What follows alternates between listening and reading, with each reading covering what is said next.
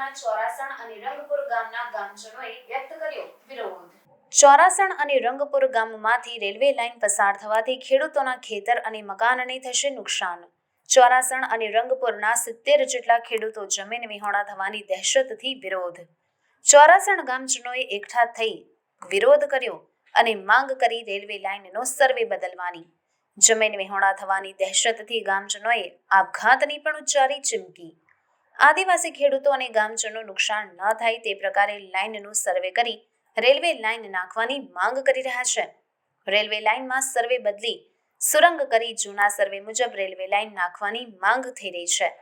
પ્રથમ સર્વેમાં ટુંડિયાથી નીકળતી હતી આ રેલવે લાઇન, પરંતુ રંગપુર અને ચોરાસણ ગામે સર્વે કરાતા ગામજનો વિરોધ વ્યક્ત કરી રહ્યા છે। તારંગા અંબાજી રેલવે લાઇન દાતા તાલુકાના ચોરાસણ, રંગપુર, ગોરાડ સહિતના ગામોને ખેડૂતોને અસર કરતી હોવાથી સાંસદ પરબત પટેલે પણ લખ્યું છે કેન્દ્ર સરકારને આવેદનપત્ર। ત્યારે તારંગાથી અંબાજી આબુ રોડ રેલવે પ્રોજેક્ટના સર્વેનું પણ કામ ચાલી રહ્યા હોવાનું જાણવા મળી રહ્યું છે। મારે એમ કહેવાનું છે, અણદાભાઈ લુંબાભાઈ બોલું છું, ગમાર ચોરાસણથી। આ રેલવાઈ હોય તી નીકળે બરાબર કે આદિવાસીઓને હેતરોમાંથી નીકળે છે હોય, પણ આદિવાસી અમે બધા સંપત કરીને પછી હોય નીકળવા નહીં દેવાના। બધા ભેળા રહીને રેલવાઈ હોય નીકળવા નહીં દેવા બરાબર। નીકળે તો બધા અમે આદિવાસી બધો તો આગળ ફરીને બધો રેલવાઈ નીકળે તો હોય બધો આગળ ફરીને મરી જશું બરાબર, પણ નીકળવા નહીં દઈએ હોય। અમારા હેતરોમાં હવે બે હેતર આવેલો છે બરાબર। હવે સરકારે લઈ જાય 2 હેતરો તો અમારે છોકરી છોકરો જીવારવાનો। એક તો અમે જંગલમાં રહીએ ને સરકાર પાછી આ જમીન અમારી પડાવી લે તો પછી અમારે શું જવાનું, એ તો હોય ને કરવા દેવું નહીં અમે। आपका नाम? अणदाभाई लुंबाभाई गमा। क्या समस्या है आपकी? यहाँ पे हम लोग इसलिए इकट्ठे हुए हैं कि साहब हमारे यहाँ से रेलवे लाइन निकल रही है। अभी इस महीने की 9 तारीख को हमारे यहाँ पे मीटिंग हुई थी, जिसमें रेलवे के अधिकारी एक्शन साहब और हमारे यहाँ के जो प्रांत है SDM मैडम और यहाँ के जो पॉलिटिक्स में जो इन्वॉल्व है वो सभी यहाँ पे इकट्ठे हुए थे इस मुद्दे को लेके कि भाई रेलवे लाइन जो है वो जो पहले सर्वे हुआ था उधर से होके निकले। हमने रेलवे अधिकारियों को ये बताया कि साहब आप इस, क्योंकि जो पहले उन्होंने जो लाइन नक्की करी थी उस लाइन के ऊपर पुरातत्व का मंदिर आ गया। उस मंदिर को बचाने के चक्कर में उनको रेलवे लाइन को इधर से उधर हिलानी पड़ रही है। तो हमने उनको ऑप्शन दिया कि साहब आप रेलवे लाइन को नदी की साइड से ले लो। तो रेलवे के अधिकारियों ने बोला कि यहाँ से हम ले नहीं सकते क्योंकि आगे सेंचुरी आ जाती है। हमने बोला कि आप एक काम करिए कि रेलवे मंदिर के ऊपर की साइड से ले लीजिए, मतलब पूर्व दिशा से ले लीजिए। तो उन्होंने रेलवे के अधिकारियों ने ये कहा कि साहब वहाँ पे ले सकते हैं, पर वहाँ पे पहाड़ है और हमारे को सुरंग बना के वहाँ से निकालनी पड़ेगी। और सुरंग बनाने के अंदर हमारा खर्चा बढ़ जाता है। लाइन निकाल सकते हैं वो पॉसिबल है, पर हम अगर सुरंग बनाएंगे और पुल बना के ले जाएंगे तो हमारा खर्चा बढ़ जाता है। और अगर इस हमारे साइड से लेके जाते हैं तो उनका खर्चा कम हो जाता है। पर हमने उनको बताया कि साहब अगर आप इधर से निकालोगे हमारे गांव की तरफ से तो आपको हमारे को मुआवजा भी तो देना पड़ेगा।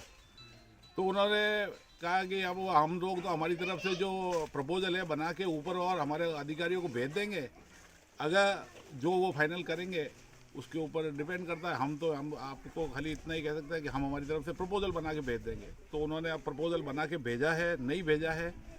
बाकी हमारा लोगों का सबका मानना है कि अगर सुरंग बना के निकालते हैं तो उसमें किसी का भी नुकसान नहीं है। वहाँ पे ज़्यादा से ज़्यादा सरकारी ज़मीन है और किसी को कोई आपत्ति नहीं है, किसी को कोई नुकसान नहीं है।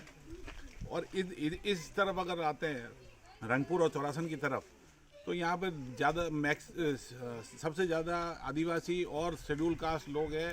इनकी 1-1, 2-2 एकड़ ज़मीन है और सब इनकी ये खेड़ूत में से उठ जाएंगे।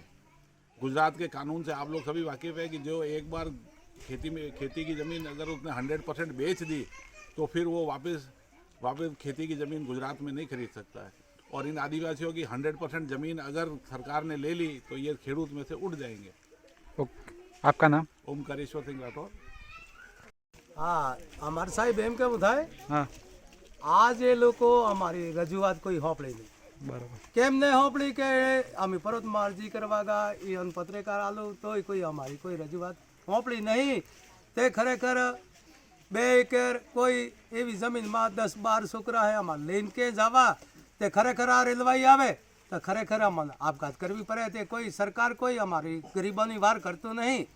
તે આવડા મારા જાવું કે તે ખરેખર મરવાનો વારો પેલી રેલવે ગાડી ચાલુ થઈ નહીં ને અમે હૈયે એટલો બધો હોઈ જાવ હૈયે હાથ લગી પાર મેલીને અગળે જાય એરામ જે લઈને જાવીએ. તે આતરી રજૂઆત હે તે સરકાર હે તું મા બાપ હે જો અમારે એ લો હોં પ્લાન કદી અમારી સુનાઈ કરે તો પરની જે પહેલું માપ દે તું એ કાઢે તો તને જેવું સરકારને નેસી સરકારની જમીન હે આ બધા ખાતેદાર હે કુવા જાય જમી જાય ખોલરો જાય તો અમારે જાવું કે તે તું સરકાર હે તે થોડોક તો નિદાન કર નિદાન કરીને પાછી કાઢ.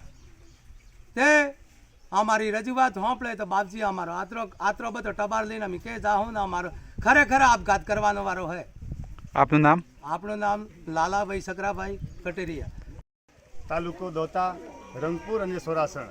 અમારો પ્રશ્ન એ જ છે કે રેલવેનું સર્વે જે ટુંડિયાથી જૂનું પહેલું કરેલું હતું અને પાછળથી આજે 3-4 કિલોમીટર બોમાવી એમાં ખેડૂતો 50-60 ખેડૂતોનું નુકસાન થાય છે.